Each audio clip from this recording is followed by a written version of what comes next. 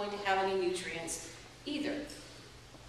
And what they were doing that was lacking in nutrients was going after the idols in the new country that they inhabited. And if that's what they were doing, we of course have to put that in a modern day context and say, then what are the idols for us? And I think it's important to clarify that, because it's not just, an idol is not just some little statue or something that we might have sitting around and think, oh, if we don't have one of those, we're safe. I think it's interesting that the Protestant church in general, after the Reformation, there was a time when the pendulum swung so far the other way from Catholicism, where everything was so ornate, that we went through this period of time where we stripped our churches of anything of beauty. We even melted down organs. Did you know that? During the Reformation, melted down organs because it was seen as an idol, because music was just too pretty. Or we stripped things of art because any depiction of God or the divine or Jesus in any way could be an idol. And I actually disagree with that. I think it's going too far the other way. I think art and music and other things can help connect us to God. We don't worship the art itself or the thing, but it reminds us of some of the nature of God. So that kind of a thing in and of itself might not be an idol. The truth is, we can make an idol out of anything. It's not necessarily the thing in and of itself that is evil or not. It's the power we give to it, right? It's the power we ascribe to it. If we think that thing in our life is going to either fix all our problems, or heal us, or make us happy, or give us a sense of self, then it might come up lacking. It might be that thing that we think will give us status.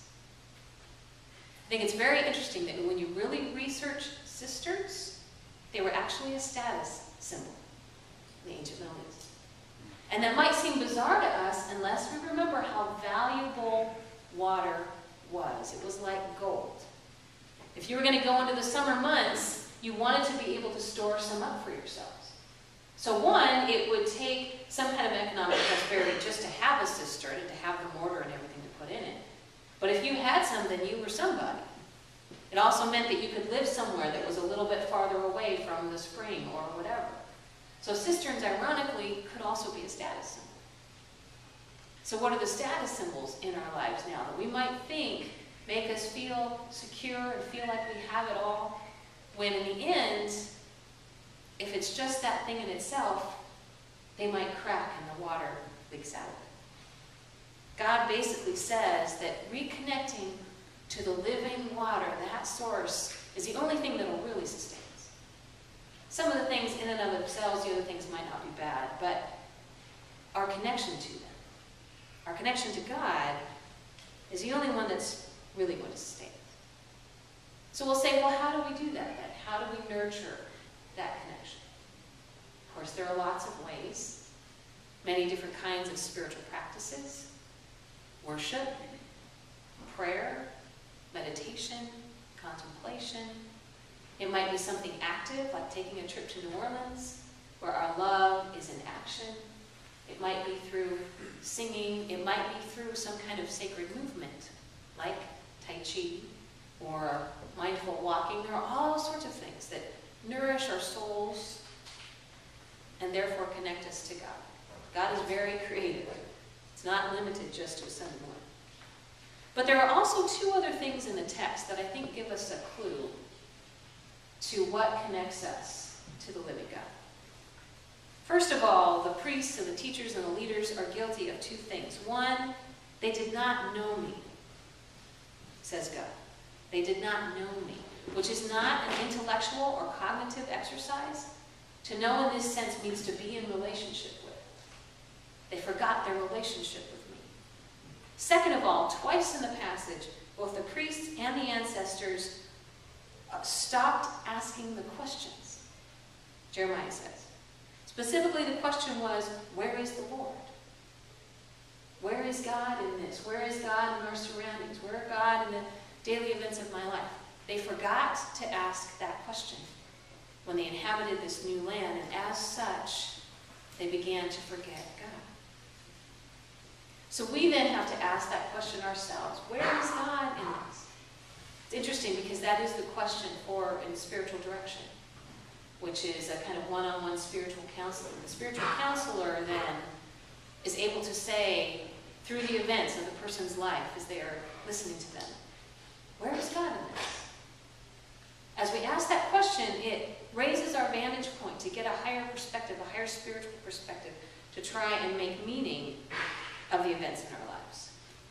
I want to share a quote by David Stendhal.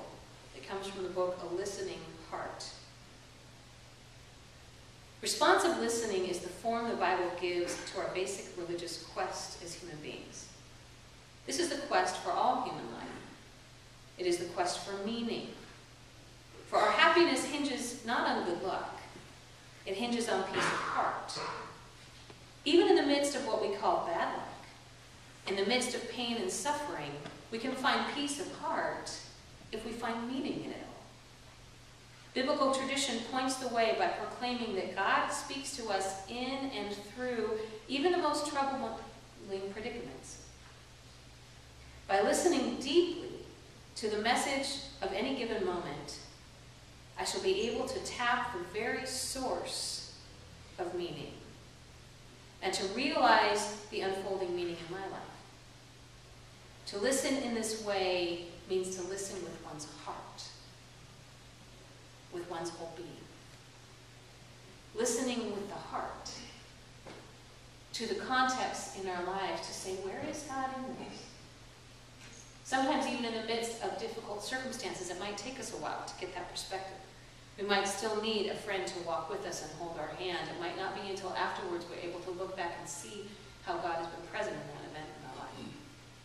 But as we ask the question, it reunites us in relationship with God, because it reminds us that God is in relationship with us. It's not just one way. It's not just us trying to sort of clamor after God. God is in relationship with us too. God initiates that relationship as well. It's part of what we believe in the Reformed tradition. It's a two-way street. So as we ask the question, it reminds us of that. John Jewell, a commentator on this passage, asked the question this way. As we start our day, we can ask the question, where will I see God in this day? As we start our day, we can ask the question, where will I see God in this day? We ask that question expecting that we will see God, expecting that God is choosing to come to us to meet us. And if sometimes we forget, then we can ask the question at the end of the day, where was God in this day? Then we can look back on the events of our life, and sometimes we think, gosh, I don't know, it felt like a bad day, I don't know if it felt like God was in it. But if we ask that question, then we can see, but you know what, there was this thing. Or there was this friend that just called out of the blue when I needed it. Or there was this thing that happened. Yes, I can see that as God. And it connects us back to our relationship with God. Because we remember that God is always there for us. That fountain of living water is always there for us. It's just up to us to go and take a drink from it. And as we drink, we're not just supposed to keep the water to ourselves. We're supposed to share the water. We're supposed to give other people a drink too. And that, to me, is really the heart of what sharing the gospel is all about. It's just sharing that drink of water. And we're sitting on a giant underground stream here in this church, I have to tell you. I mean, there's an amazing fountain, there's an amazing connection to God and life and spirituality and vitality here. And if we're drinking from it, then I think God invites us to continue to share that, to give that cup of water to someone else and say, oh, it tastes so good. Why don't you come and taste it too? Because I think it's so great, I want you to have that too. To me, that's really the heart of evangelism. It's just sharing that sweet water. So as we reflect on that today, I invite us to reflect on what connects us to the source, what things in our lives don't connect us to the source, and how might we ask that question, where is God in this today? And as we fill up with that life-giving water, as we fill our cup, let us also give another a taste so we can share that sweetness of God.